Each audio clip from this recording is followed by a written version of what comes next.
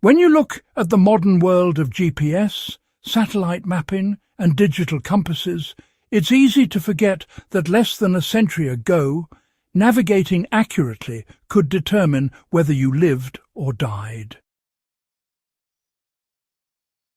Before we get into the skills themselves, let me speak directly to the kind of viewer who keeps channels like this alive. If you value real historical technique, if you enjoy learning the forgotten mechanics behind human survival, then stay with this guide and subscribe to the channel right now.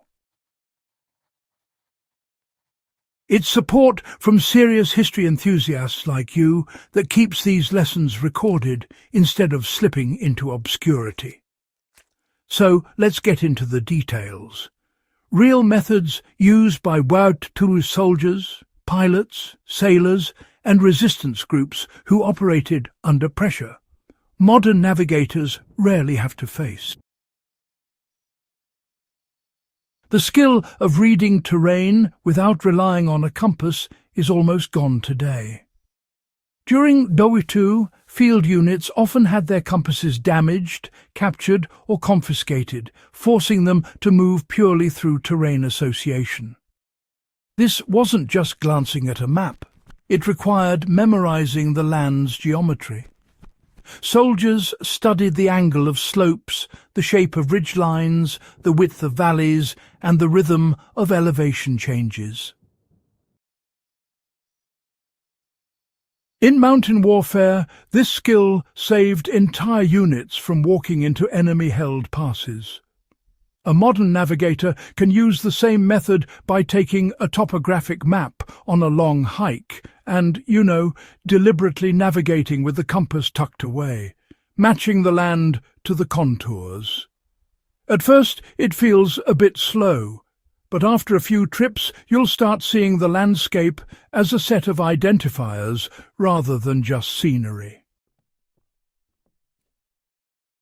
The ability to orient by shadow, not stars, decided life or death moments. Everyone knows ancient cultures navigated by the sun, but what's often forgotten is how precisely World War II soldiers use shadow length and direction during daytime operations. Elite scouts were trained to determine approximate north by observing how shadows changed over, say, an hour, then adjusting for local latitude and time of year. In combat zones where maps were outdated or captured, this allowed for quick course corrections without revealing position by using reflective tools. A modern survivalist can replicate the technique by planting a stick in the ground, marking the shadow tip over 15-minute intervals, and noting the arc it creates. You'll gain a working sense of direction even when electronics, fail. The discipline of timing your movement by pace count was essential across all theatres. Every branch in the Second World War had variations of pace counting, but, infantry relied on it most. When visibility dropped, whether from fog, darkness, forests, or even bombardment, units had to track distance strictly by step count and stride memory. This was not a casual estimate. It was drilled until soldiers could feel distance in their legs. Engineers used pace count to calculate how far their units were from minefields. Rangers used it to return to extraction points under blackout conditions. You can practice this today by finding a known 1-kilometre trail and counting steps until you have a reliable, personal average. After several tests, try pacing unknown distances and verifying your estimate afterward. It's surprising how accurate you become. The technique of navigating by sound carried more weight in the Second World War than most people realize. Before drones, infrared and night vision devices, sound was often the only indicator of where you were in relation to other units. Trained navigators learn to orient themselves by river noise, factory machinery, train lines, or even artillery patterns. Naval crews, they used the rhythm of waves breaking against the hull to identify coastline angles long before land was visible. Resistance groups working behind enemy lines, they used specific echo patterns in cities, especially around those narrow European streets, to estimate direction when they were just too close to patrols to risk a map. For a modern application, try taking a night hike and walk without using your light. You'll start noticing how rivers, roads and open fields all produce different acoustic signatures. And over time, those cues really anchor you, even when your vision is well compromised.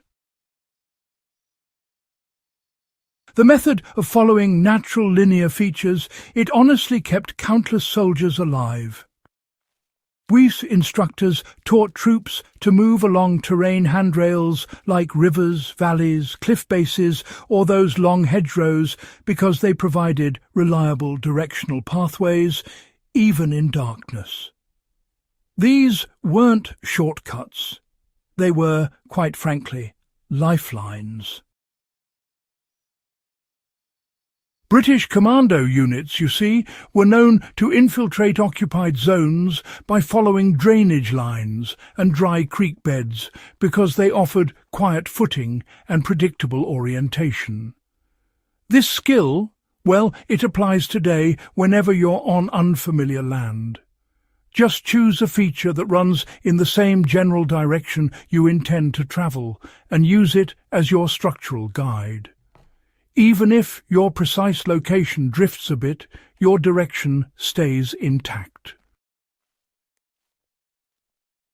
The habit of observing vegetation as a directional clue has nearly disappeared. During the Second World War, navigators understood micro-vegetation as well as macro-terrain. On the northern side of trees, moss grew thicker. In Eastern European forests, certain pines leaned slightly away from prevailing winds, giving clues about orientation. In desert theatres, sparse vegetation often formed linear patterns around buried watercourses, helping troops find dry wadis they needed to follow. This isn't mystical thinking. It's pattern recognition, really. Try walking a familiar forest route and intentionally looking at how plant distribution changes on different sides of slopes or near moisture sources. You'll start building a mental compass based on ecological behaviour. The practice of memorizing maps rather than carrying them was a skill polished to an art. Carrying maps was often dangerous in the Second World War. Being captured with one could expose whole units. So scouts learned to commit map grids, terrain shapes, river bends and road patterns to memory. Skilled navigators could recall dozens of kilometres of terrain without pulling out a single sheet. It required slow, deliberate study before missions, breaking the land into mental chunks and linking them like chapters. Anyone can rebuild this skill today by studying a hiking route for several minutes, folding the map away and walking it from memory. Each time you retrieve the map only to verify a detail, your recall strengthens.